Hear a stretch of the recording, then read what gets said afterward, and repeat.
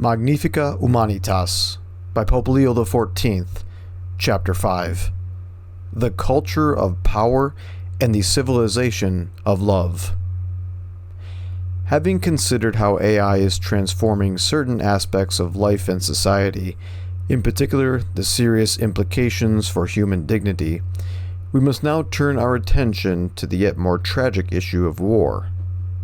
Here, the question is not merely the efficiency of new tools, but also the risk that technology, detached from ethics and responsibility, will render decisions about life and death more rapid and impersonal, and will present the use of force as an immediate and viable option. In an increasingly interdependent world, peace is not simply one issue among others, but a requisite for the universal common good and a test of the moral maturity of peoples, especially of those who bear responsibility for governing. The digital revolution is changing the nature of conflict. Alongside conventional warfare, there are hybrid forms such as cyber attacks, information manipulation, campaigns of influence, and the automation of strategic decisions. AI acts as an accelerating factor in these processes, particularly within a context where many technologies are intrinsically ambivalent. Consequently, what is created for defense can be rapidly repurposed for offense, and the fine line between protection and aggression becomes blurred. While AI can enhance the defense and protection of civilians, it can also lower the threshold for the use of force, shield people from responsibility, and foster a culture in which the enemy is reduced to a statistic and the victim to collateral damage. Faced with these transformations, we must recall the principles of social doctrine: the dignity of the person, the common good, the universal destination of goods, subsidiarity, solidarity, and justice. For they are criteria for judging whether technologies truly serve humanity or are subjugating it. We should therefore consider these principles as guides for our decision-making. In this chapter, therefore, I will compare two opposing approaches, which I have already evoked through biblical imagery in the introduction. On the one hand, there is the temptation of constructing the Tower of Babel, relying on power and pride. On the other, patience is required in order to rebuild Jerusalem piece by piece, as in the time of Nehemiah, by safeguarding humanity and the common good.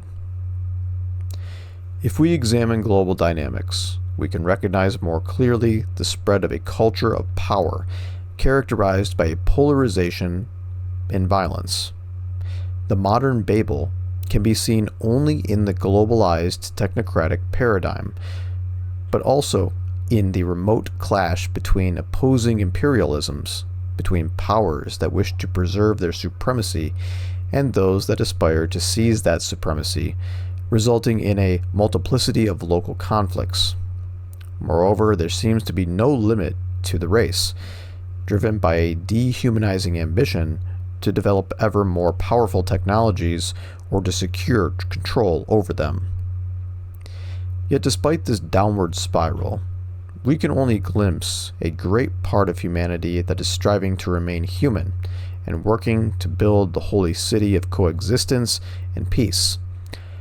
All too often we are unwitting builders and clumsy architects of this city, capable of generous gestures but lacking an overall vision. This building project is slower, less visible, and less spectacular, and awaits a better understanding and greater coordination so that it may become the conscious and clear responsibility of every community, from families to states and the relations between nations. It is this prospect of commitment, this construction site of hope, that we call the civilization of love. The civilization of love in the digital age. When St. Paul VI coined the phrase, the civilization of love, the world was in the midst of the Cold War, an arms race and severe economic instability.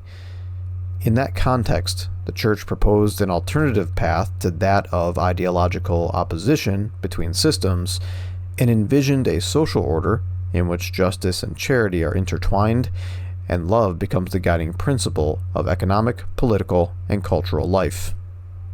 Today, we must resolutely recover this vision, for the civilization of love is no naive utopia, but a demanding project, which consists in translating charity into structures of justice, giving institutional form to fraternity, and regarding others, whether individuals or peoples, as allies, necessary for building the common good.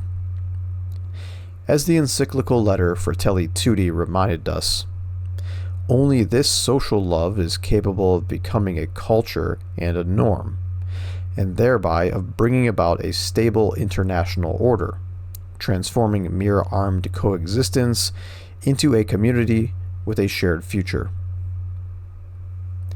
This insight proves even more fundamental in the current context of digital transformation. Digital networks, the globalized economy, and the development of AI create increasingly tighter bonds, linking in real time decisions made in one place to the effects they produce elsewhere. In this sense, the words of the Second Vatican Council on the growing interdependence between peoples remain timely, for the common good is taking on an increasingly universal dimension with rights and duties concerning the entire human family.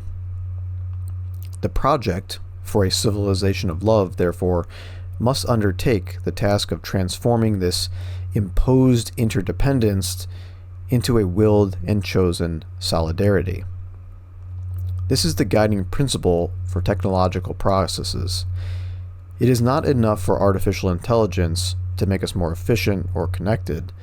It must also serve to build a universal human family with shared rights and duties, where digital proximity becomes a real opportunity for encounter and mutual care. The culture of power.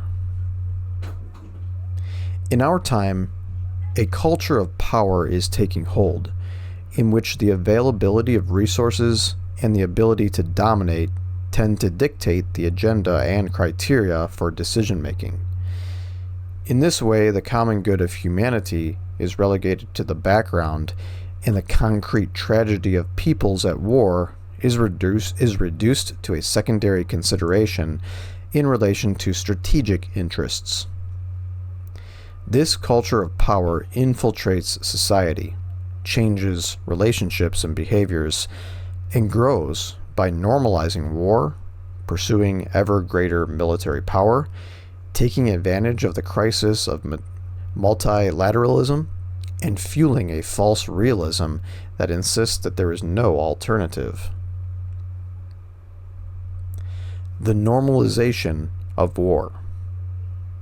In 1965, the words of St. Paul VI resounded powerfully at the UN General Assembly. Never again war, never again war. We must acknowledge that despite the desires and declarations for peace, the past 60 years have been marked by conflicts of astonishing brutality, often affecting civilian populations on a massive scale, leading to the death of innocent victims, mass displacement, social destabilization, and long-lasting wounds. Nevertheless, in public discourse, there was a widespread conviction that war should remain a last resort, subject to strict ethical and legal limits, and always oriented toward a political vision of peace. Following developments in the immediate post-First World War period, a turning point occurred after the Second World War. Peace was made the focus of the international order, as attested in particular by the United Nations Charter, with the intention to save succeeding generations from the scourge of war. Likewise, many national constitutions restricted the use of force to extreme and strictly limited circumstances. Even during the Cold War, despite the existence of serious conflicts, there remained the awareness that a new world war had to be avoided at all costs. Today, however, we are witnessing a real paradigm shift in public discourse and in decisions regarding rearmament, with a troubling revival of war as an instrument of international politics, while the very ethical principles that had previously limited its use are being eroded. Regional conflicts that drag on over time, escalating tensions, and reciprocal threats are becoming almost commonplace, and forms of conflict driven by the desire for territorial expansion that were thought to be overcome are re-emerging. Public opinion is gradually being shaped and conditioned by polarizing media narratives, which are often amplified by algorithms that prioritize conflict and confrontation. We are also witnessing a disconcerting loss of historical memory, as first-hand accounts of the Holocaust and the two world wars are disappearing. This leads to a selective or distorted rewriting of the past in a context where fake news and the manipulation of narratives obscure the lessons that have been learned. Without a living memory of the horrors of war, political decisions risk being made on the basis of power alone, without any consideration for the long-term consequences. To all of this, the media and digital dimensions are adding new and decisive elements. Communication networks, fragmented information environments, and algorithms that reward conflict can magnify polarization and resentment, increase propaganda, and make shared discernment more difficult. Thus, war is not only fought, but also culturally conditioned through simplistic narratives, a friend or foe mentality, disinformation, and fear.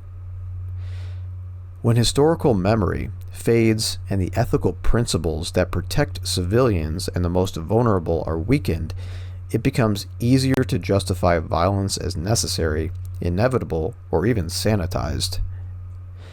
It is in this context that humanity is slipping into a violent culture of power, where peace no longer appears as a responsibility to be taken on, but as a fragile interval between conflicts. Today, more than ever, without prejudice to the right to self-defense in the strictest sense, it is important to reaffirm that the just war theory, which has all too often been used to justify any kind of war, is now outdated. Humanity possesses far more effective and capable tools for promoting human life and resolving conflicts, such as dialogue, diplomacy, and forgiveness. The use of force, violence, and weapons reflects a relational poverty that always has disastrous consequences for civilian populations. Force without limits. The growth of the military-industrial complex has become a defining feature of the current political landscape and has become a key sector in the economy of various countries. The close link between economic interests, the military apparatus, and political decisions produces an armed nation in which war appears as a natural extension of politics, and the arms market becomes an autonomous driving force behind military decisions. Nor can we ignore the enormous economic interests behind war. The armament industry and countries that supply weapons profit from a market that thrives precisely on conflicts.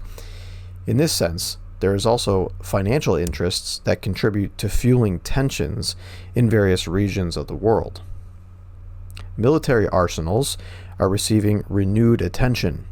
In the past, recognition of the threat posed by weapons capable of destroying all of humanity had promoted paths towards detente and disarmament negotiations. Unfortunately, this approach has been left behind, and the evolution of nuclear arsenals, including the prospect of its tactical use, marks makes the use of such weapons seem less improbable. In this context, the Treaty on the Prohibition of Nuclear Weapons, which came into force in 2021 with the support of over 70 countries, is an important step. However, it risks remaining largely symbolic, since the major nuclear powers have not agreed to it. This has led to the widespread, yet erroneous belief that nuclear deterrence is an indispensable prerequisite for security. This has also contributed to a new arms race, which is hard to control and accompanied by the gradual dismantling of nuclear reduction agreements, as well as the development of miniaturized weapons that make their use seem like a more viable option. The same logic applies to conventional warfare. Military force, weak diplomatic initiatives, and the complexity of the interests at stake contribute to conflicts that tend to become protracted, with extremely high human and environmental costs. It is much easier to start a war than to stop it, and yet discussion on conflict prevention remains tragically marginal. The situation is further destabilized by the presence of new, armed operatives, such as jihadist groups, private militias, and criminal networks that mark the end of the state's monopoly on the use of force. Often these groups intertwine vague ideological motivations with concrete economic interests, transforming war into a way of life for entire generations of young people and children. Here, the objective is no longer a definitive victory, but the perpetuation of conflict as a source of power and income. Weapons and artificial intelligence. The above-mentioned scenario is linked to the unceasing development of weapon systems, particularly those involving AI. The Holy See has recently observed that the growing ease with which autonomous weapon systems can be deployed makes war more feasible and less subject to human control. This violates the principle that armed force should be used only as a last resort in cases of legitimate self-defense. For this reason, the development and use of AI in warfare must be subject to the most rigorous ethical constraints to guarantee respect for human dignity and the sanctity of life, and to avoid a race to develop such arms. Sometimes there is talk of artificial moral agents, as if machines were able to distinguish between right and wrong with greater consistency than a human being. Yet moral judgment cannot be reduced to calculation, for it involves conscience, personal responsibility, and the recognition of the other as a person. Therefore, it is not permissible to entrust lethal or otherwise irreversible decisions to artificial systems. No algorithm can make war morally acceptable. AI does not remove the intrinsic inhumanity of conflict. Indeed, it can only bring about conflict more quickly and render it more impersonal, lowering the threshold for resorting to violence, transforming defense into threat prediction, and thus reducing victims to data. In this way, it will accustom us to the idea that violence is inevitable and needs only to be optimized. This does not diminish the importance of instilling, as far as possible, values and sound judgment into the artificial systems we build, so that they can contribute to a moral ecosystem in which humans are better able to listen to their own consciences, as well as allowing AI models to establish appropriate boundaries. It is not enough to invoke a generic type of ethics. Concrete criteria for discernment must be established. The first such criterion concerns personal responsibility. When a decision to strike becomes automated or opaque, the risk of abdicating responsibility increases. For this reason, the chain of responsibility must be identifiable and verifiable. Those who design, train, authorize, and employ technology must be held accountable for their decisions.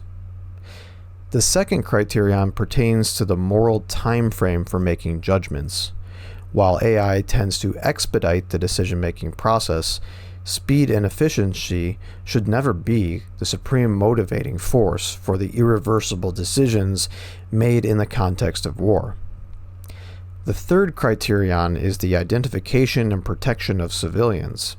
Any technology that facilitates attacks without seeing the face of human beings lowers the moral threshold of conflict. Target selection and the use of force must not confuse combatants and non-combatants, nor ignore the impact on defenseless populations. These criteria give rise to certain non-negotiable requirements. First, all systems used in a war setting must guarantee the possibility of retracting and reconstructing decision-making processes so that accountability and blame are not collapsed into the machine. Second, the decision to use lethal force cannot be delegated to opaque or automated processes, but must remain under effective, self-aware, and responsible human control. Finally, it is imperative to establish a shared framework. Also, at the international level, in order to curb the technological arms race and to assure robust protection for civilians and the infrastructures necessary for their survival. The crisis of multilateralism. The culture of power also stems from the crisis of the multilateral system. The institutions established to safeguard the concept of a common future for all peoples and a global common good appear to have been weakened. This is due not only to structural limitations, but also to a frequent lack of shared will to support and reform them, or to recognize their moral authority. Instead of making progress, we are regressing from the significant turning point of the 20th century. After 1989, the collapse of communist regimes in Europe was followed by a predominantly economic globalization, which lacked an adequate political framework capable of sustaining dialogue and peace. An almost blind faith was placed in the ability of the markets to generate prosperity, democracy, and stability. In reality, rather than automatically generating unity and peace, globalization has provoked fundamentalist, identity-based, and nationalistic reactions. The result is a far cry from genuine multilateralism. Instead, what has appeared is a disorderly and conflict-ridden multipolarism with a prevailing sense of mistrust. What has also reemerged is the temptation to forge a collective identity in opposition to an enemy, fueled by narratives in which each party portrays itself as a victim entitled to retribution. The reduction of complex issues into simplistic categories, me first, friend or foe, us or them, facilitates decisions that are often irresponsible and undermine mutual trust among nations. The force of international law is thus replaced by the claim that might makes right. Consequently, tribunals that are competent for settling disputes between states or dealing with war crimes are often weakened or bypassed, with devastating ramifications for political culture and social cohesion. In this context, peace building has been relegated to a secondary role. Cooperation for development, disarmament, conflict prevention, and the establishment of mutual trust are neglected in the name of power politics. The achievements of humanitarian law are also being compromised. Indeed, the principle of proportionality in responding to aggression, the protection of access to water, food and essential goods, and respect for the lives of civilians, especially children, come to be regarded as naive relics of the past. a supposed political realism. We live at a time of significant spiritual and cultural blindness. A false pragmatism urges us to sever the roots of our history, as if it were possible to inaugurate a kind of new creation detached from the past. Even those who cite important moral principles can fall into this historical nihilism, mistakenly believing that the atrocities of the 20th century can never happen again. Yet in reality, the same dynamics are re-emerging under new guises. The mentality of armed equilibrium and deterrence appears to be reasserting itself. Today, however, in contrast to the two-sided dynamic of the Cold War, the proliferation in operatives and battlefields makes this mentality increasingly fragile. Escalating conflicts lead to asymmetric and hybrid wars, fought not only on the battlegrounds, but also on the economic, financial, and cyber fronts, where disinformation and campaigns that feed people's fears are used to manipulate public opinion. In many countries, including those in the global south, increased military spending is present as the only response to an uncertain future or perceived threats. Meanwhile, the real cost falls on the poorest, who see resources for healthcare, education, and social services being reduced. At the core of these issues is a false realism, based not only on the prevailing mentality of force, but on the cultural and anthropological belief that war is an inevitable part of human nature. It is said that things have always been this way, except for occasional pauses, and that it will always be so. As a result, the concern is no longer the search for peace, which has been lost as a point of reference on the international stage, but rather how and when to take military action. The same argument maintains that it would be irresponsible not to prepare for conflict. I would argue, however, that what is truly irresponsible is realpolitik, the form of political realism that sows in consciousness and in society an attitude of resignation to the inevitability of war, and dismisses peace and dialogue as utopian or irrational positions that ignore the risks at stake. In fact, peace is neither naive hope nor merely the absence of war. Instead, it is always possible as the fruit of justice and charity. In such a climate, nihilism and pragmatism become intertwined and end up normalizing grave errors. Religious extremism and identity-based fanaticism ally themselves with irrational economic policies, while politics often turns to misinformation and ridiculing opponents and systemically cultivating fears and resentments. Thus, diversity is increasingly perceived as a threat, which fuels a desire for possession, a will to dominate, hegemonic ambitions, abuses of power, and a fear of those who are different, thereby creating an environment in which new conflicts can develop almost imperceptibly. This, then, is the fertile ground for new wars that are perhaps even more dangerous than those of the past, since they tend to disregard all ethical limits. What was once considered unacceptable can now be carried out almost without hesitation, while the international response is increasingly influenced more by the interests of individual governments than by the objective gravity of situations. Decisions now seem to be driven almost exclusively by economic calculations, justified through media distortions, manufactured enthusiasm, and dreams that inevitably shatter, generating frustration and further violence.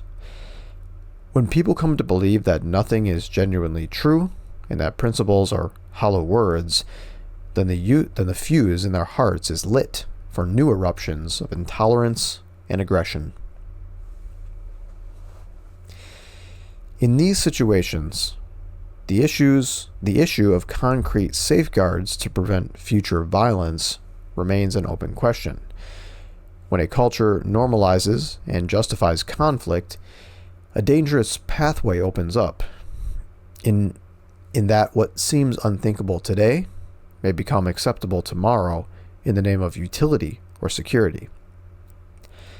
In countries marked by serious social tensions, we cannot rule out the possibility that some leaders may consider armed conflict as an effective way of diverting attention from domestic problems and a cynical tool for managing difficulties.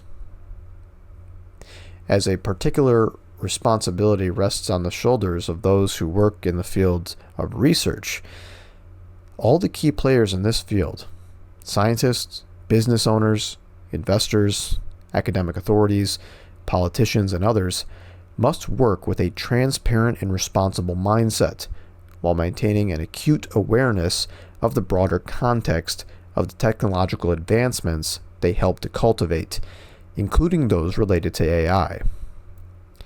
When people limit themselves to looking only at their own sector, they may deceive themselves into believing they are performing acts that are morally neutral and avoid questions about the ultimate ends that guide certain experiments.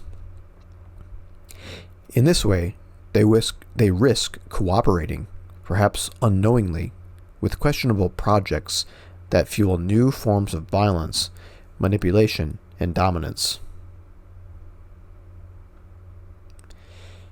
Building a civilization of love. The construction of a world in a state of perpetual conflict is an evil and must be named for what it is. This way of portraying our current situation may seem bleak or pessimistic, yet I consider it necessary to do so. The Christian perspective, however, is not limited to denouncing evil. We view history in the light of the crucified and risen Lord, to whom the Father has given all authority in heaven and on earth. We do not consider the present as a predetermined fate, but an opportunity for personal and collective conversion. Moreover, we believe in the power of the kingdom, which grows from the tiny size of a mustard seed, which, once sown, sprouts and grows. While the tumult of confusion is all around us, goodness grows silently from the earth. In the words of the prophet Isaiah, "Behold, I am doing a new thing. Now it springs forth. Do you not perceive it?" A closer analysis of history confirms this. Even in the darkest nights, the Lord raises up men and women who refuse to give up, who persevere in doing good, who protect the vulnerable and open pathways to reconciliation. The memory of the saints, the righteous people, and often forgotten peacemakers, shows us that grace does not magically eliminate conflict, but instead inspires active resistance to evil and an astonishing creativity in doing good. Christians see the darkness and acknowledge it for what it is, yet they do not merely gaze upon it passively, for they know the light and understand that the darkness has not overcome it and cannot defeat it. For this reason, even when suffering seems to have the last word, Christians serve the good and are sustained by a theological hope that gives reality both meaning and direction. We can all do our part. At this point, however, a subtle temptation may emerge, namely the thought that the problems are too big and we are too small, and that our choices therefore cannot make a difference. This is a polite form of resignation, often disguised as realism. Certainly not everyone has the same power to make a difference. There are those who govern, make investment decisions, lead institutions, conduct research, educate, produce or provide information, and then there are those who only seem to live their daily lives. Yet no one is without responsibility. We all have our own areas for action, and it is precisely there, and nowhere else, that we must choose whether to fuel the mentality of force, even if only through indifference, cynicism, lies, or hatred, or to preserve the mindset of peace, with truth, moderation, closeness, and care. The 20th century Catholic author J.R.R. Tolkien, in the words of a protagonist in one of his novels, described our responsibility in this way. It is not in our part to master all the tides of the world, but to do what is in us for the succor of those years wherein we are set, uprooting the evil in the fields that we know, so that those who live after may have clean earth to till. The civilization of love will not rise from a single or spectacular gesture, but from the sum total of small and steadfast acts of fidelity that serve as a bulwark against dehumanization. For this reason, it is worthwhile pausing to reflect on some aspects of how we, each in our own way, can cooperate in building the civilization of love. Without presuming to exhaust this theme, I would like to propose 5 paths towards daily and public responsibility. The need to disarm words, building peace through justice, adopting the perspective of victims, cultivating a healthy realism, and reviving dialogue in multilateralism.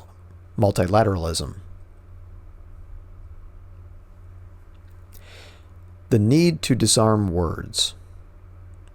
The first contribution we can make toward a more humane civilization is to be mindful of our words. Let us disarm words, and we will help disarm the world. Words have enormous power, something we experience in our daily interactions. For example, spoken words can change our mood for the better or worse. Peace begins with each of us in the way we look at others, listen to others, and speak about others. In this sense, the way we communicate is of fundamental importance. We must say no to the war of words and images. We must reject the paradigm of war. We must all therefore examine our conscience regarding the words we use, the prejudices we have, and the explicit or implicit aggression that lies within them. We have a real opportunity to contribute to the common good each time we speak the truth, offer wise advice, support those in need of comfort, denounce injustice, and give a voice to the voiceless. Building peace through justice. All of us at every level can contribute to building the foundation of peace, which is justice. We do not merely seek any kind of peace, such as an absence of conflict at any cost, but instead the true peace born of justice. There exists a very close connection between the justice of the individual and the peace of everyone. Commenting on the psalm verse, "Justice and peace have embraced," St. Augustine wrote, "There is no one who shuns the desire for peace, yet not everyone is willing to practice justice, but perform the works of justice, keeping in mind that justice and peace have embraced. They are not at odds with one another. Why do you set yourself against justice? Here, for example, is justice telling you not to steal, but you pay no heed, not to commit adultery, but you turn a deaf ear, not to do to others what you would not want done to yourself, not to say about your neighbor the things you would not want said about yourself. Do you therefore wish to attain peace? Then practice justice. Let us never grow weary of seeking justice." Adopting the perspective of victims. There are times when, in order to remain human, we must set aside our reservations and take a stand. In some conflicts, it is unjust to remain neutral, nor is it enough merely to claim that we are not complicit. When we witness the bombing of civilians, attacks on hospitals, schools, or vital infrastructure, and violence that affects children, we are confronted with scandals that wound humanity itself. For this reason, we cannot limit ourselves to the level of abstract analysis. Pope Francis encouraged us to touch the wounded flesh of those who suffer, look at their faces, listen to their stories, and acknowledge their wounds. Painful events require both history and memory, the former to recount the facts, the latter to bear witness to lived experiences. Giving space to these perspectives and voices of victims through communication and education helps us to become aware of the abyss of the evil inherent in war, and generally in all forms of violence. It helps us to reject the normalization of conflict, not to turn away when human dignity is violated, and to restore to victims the dignity of being recognized and heard. Paying attention to these voices strengthens the conviction that, apart from violent minorities, humanity does not desire war. In a particular way, the Church can be a place of living memory for victims. As St. Paul VI recalled, the Church feels she must make her own both the voice of those who died in the past wars and the voice of the living who still bear wounds today, so that their cries may become an appeal for peace and harmony and not a prelude to new conflicts. Cultivating a healthy realism. We are in need of a healthy realism that avoids both political idealism and cynicism. There is a kind of idealism that, in order to preserve its own worldview, tends to choose facts selectively, distorting and renaming them. Its proponents eventually inhabit a reality constructed to fit their own convictions. Conversely, there is also a debased form of realism that confuses observation with resignation, arguing that since force prevails, it will always prevail. Authentic realism does not give up on changing the world.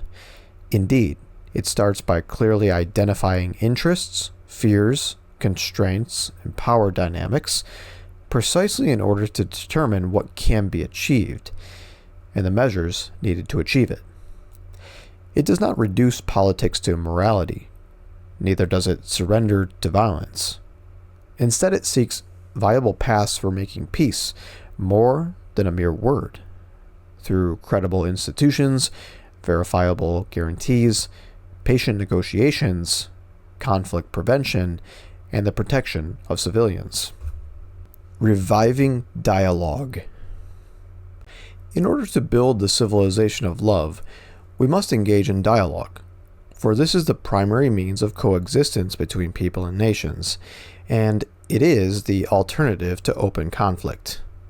On the eve of the Second World War, Pius XII affirmed that nothing is lost with peace, whereas with war, everything can be lost. He insisted that people must return to speaking with one another, because a sincere and persevering dialogue always opens up the possibility of an honorable solution. Indeed, dialogue is an ordinary part of human life and does not only concern relations between states.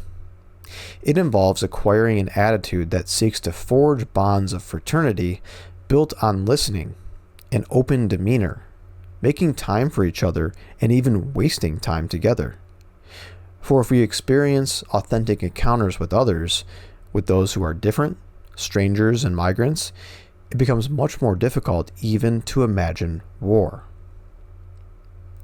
At the political level, there is an urgent need to shift from the culture of war to a genuine culture of negotiation, in which dialogue and diplomacy become the standard means of resolving conflicts. Giorgio Lapira expressed the hope that the method of war be replaced by the method of peace, the method of negotiation, of encounter, of convergence, that is, the authentically human method.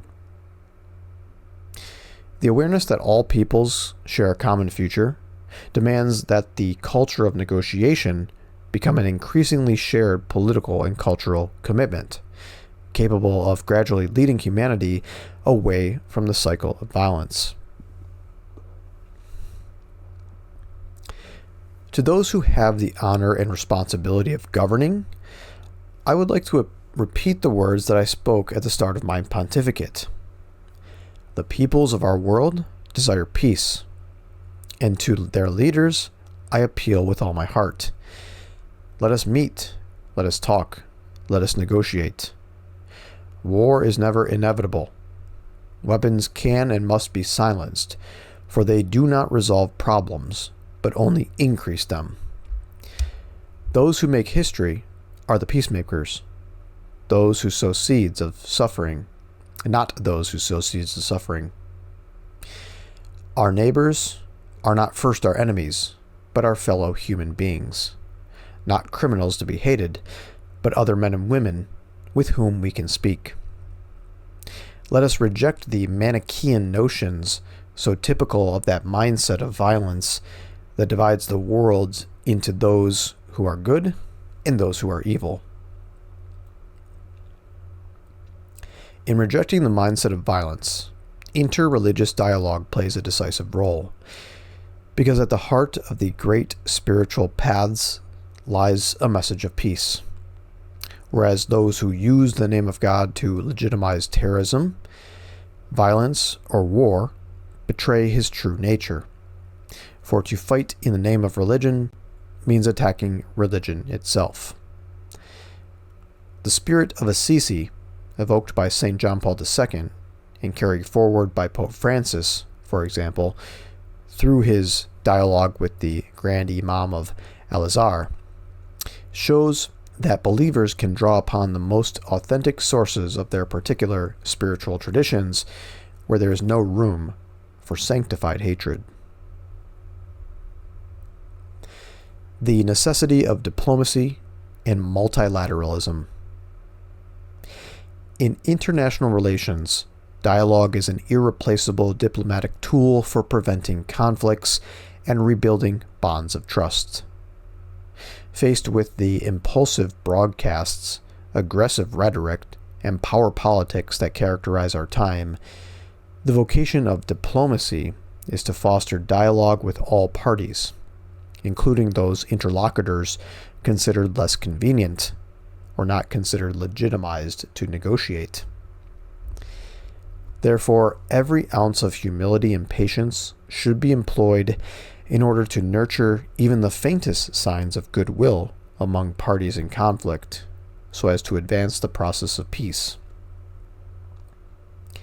Cyberspace, too, has become a battleground. Cyber attacks, data manipulation, and campaigns of influence, orchestrated with the help of AI, can destabilize entire countries even before open armed conflict erupts.